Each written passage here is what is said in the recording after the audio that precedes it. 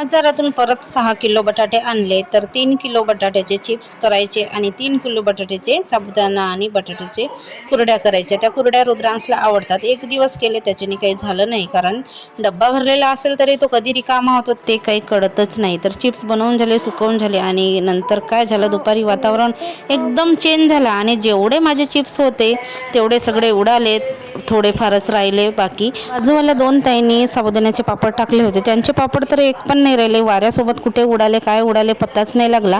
आणि आज मार्केटमध्ये मला 2दा जावं लागलं। एकदा गेली तर मिरची आणि कांदे घेऊन आली, 2 किलो मिरची आणि कांदे 50चे 3 किलो, तर ते जागच्या जागी ठेवून दिलं। संध्याकाळचा बाजार परत भाजीपाला घ्यायला गेली तर आल्या आल्या भाजीपाला जिथल्या तिथे ठेवून देते आणि मग संध्याकाळी नंदेची मुलं होती आणि ती दुसऱ्या दिवशी जाणार होती, तर त्यांच्यासाठी मी चिकन बनवलं पाहुणचार म्हणून। असं तर काय काय रोज रोज बनवणं चालूच आहे, कारण एका दिवशी पण एवढं खात नाही कोणी, मग गरमीचे दिवस असल्यामुळे तर रोज रोज काही ना काही बनवायचं।